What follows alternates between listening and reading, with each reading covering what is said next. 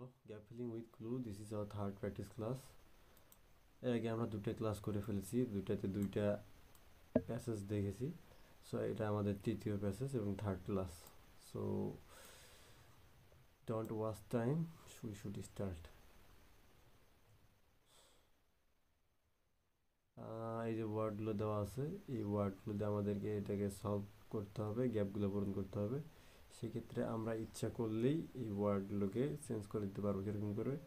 যখন একটা নাউন থাকবে সেটাকে আমরা অ্যাডজেক্টিভ, অ্যাডভার্ব কিংবা যে কোনো রকম পরিবর্তনের মাধ্যমে যেটা লাগবে সেটা তৈরি করে দিতে পারবো। শুরু করি। ম্যান হ্যাজ, মানুষের আছে, ড্যাশ আনকোয়েন্সেবল থার্স্ট, মানে থার্স্ট মানে তৃষ্ণা, আর আনকোয়েন্সেবল মানে যেটা কখনো পূরণ হয় না। Unquenchable, this is the first time I am seeing the word. আমি প্রথমবারের মতো এই ওয়ার্ডটা দেখতেছি।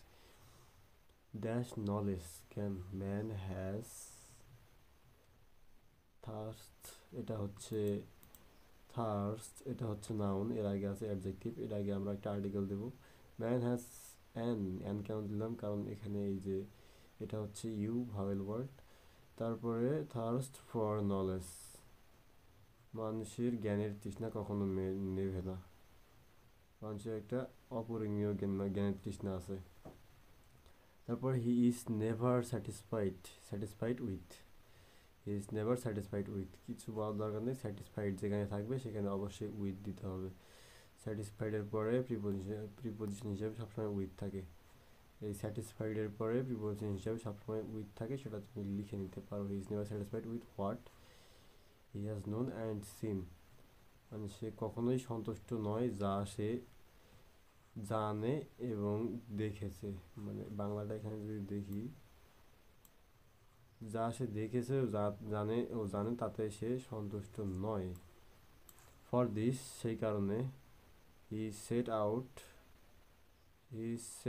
আউট ফর ট্রাভেলিং, সেই কারণে হি সেট আউট এটা ফিক্সড, সেট আউট তারপরে ফর ট্রাভেলিং, ট্রাভেল হচ্ছে ভার্বটাকে জিরান্ট করেছে আইএনজি দিয়ে, মানে একটা এই যে নাউন তৈরি করা হয়েছে জিরান্ট ফ্রেজ, মানে জিরান্ট, যেটাকে জিরান্ট বলে। এই নাউনটা তৈরি করার জন্য এখানে for preposition, but it needs a lot of money, a lot of fixed phrase, but it needs a lot of money and, কিন্তু এটার দরকার অনেক টাকা, এবং ট্রাভেল করার জন্য টাকা এবং কি দরকার? টাকা এবং সময়, কিন্তু সময়ের জন্য এখানে কোনো টাইম দরকার নেই, দেওয়া আছে পেশেন্স, ধৈর্য। সুতরাং but it needs a lot of money and patience, টাকা এবং ধৈর্য। people of developed countries are fit, তাহলে এইচ নাম্বারটা হচ্ছে ফর, আর ডি নাম্বারটা হচ্ছে ফর, মানে ডি নাম্বার যেটা করলাম আমরা সিট আউট ফর ট্রাভেলিং, ঠিক আছে। তারপরে এই যে G number dash people of developed countries are fit dash it, এখানে পিপুল অফ ডেভেলপড কান্ট্রি সকল মানুষকে বোঝানো হয়েছে। সুতরাং এখানে একটা আর্টিকেল বসাইতে হবে, দ্য পিপুল। আর আর্টিকেলগুলো কিন্তু হচ্ছে এক ধরনের adjective, the people of developed countries, কারণ এই যে এটা নাউন না, নাউনের পূর্বে তো অ্যাডজেক্টিভ থাকে, আর আর্টিকেল হচ্ছে adjective. The people of developed countries মানে উন্নত দেশের মানুষেরা।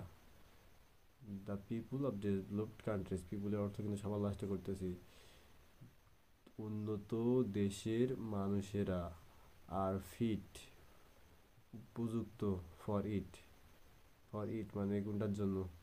ওই যে ট্রাভেলিং করার জন্য উপযুক্ত। ফিট ফর সামথিং একদম ফিক্সড, ফিট ফর ইট উপযুক্ত, কোনো কিছুর জন্য উপযুক্ত। Fit for go to school, fit for it, fit for drink, যাই হোক ফিট ফর সামথিং, সেক্ষেত্রে অবশ্যই ফর দিতে হবে। So they are capable of earning practical knowledge, কীভাবে? দে আর ক্যাপেবল অফ, ক্যাপেবলের পরে অবশ্যই অফ লিখতে হয়, fixed. So they are capable of, তারা সক্ষম, earning they are capable of earning practical knowledge মানে হচ্ছে বাস্তবিক জ্ঞান, ব্যবহারিক জ্ঞান। তাহলে they are capable of earning practical knowledge, তারা ব্যবহারিক জ্ঞান অর্জনে সক্ষম।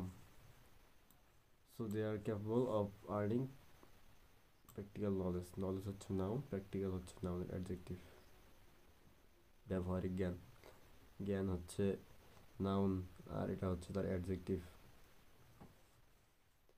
সো আজকের ভিডিওটা এখানেই শেষ, কারণ আমরা এইখানে মোটামুটি 5 মিনিটের ভিতরেই এই প্যাসেজটা শেষ করে দিয়েছি। সো পরবর্তী ভিডিও দেখার আমন্ত্রণ রইল, কারণ একটা দুইটা প্যাসেজ পড়ে তো আর শেষ হয় না। কমসে কম তোমাকে 40 থেকে 50টা প্যাসেজ পড়তে হবে, গ্যাপ উইথ ক্লুর, তারপরে আবার 40 থেকে 50টা উইথাউট ক্লুর। তখন তুমি একটা এক্সপার্ট লেভেলে আসতে পারবে, তাছাড়া তো কোনো দিনও সম্ভব নয়। আর যদি বলো ট্রিক খাটিয়ে করবো, ট্রিক খাটিয়ে করা কোনো দিনও সম্ভব হয় না, কারণ ট্রিক খাটিয়ে তুমি সব কিছু মাথায় রাখতে পারবে না। এগুলো প্র্যাকটিসের ভিতরে আনতে হবে, প্র্যাকটিস করতে হবে, খাতা কলম নিয়ে হাতে কলমে প্র্যাকটিস করতে হবে, তবেই সম্ভব। Okay, bye, see you next time.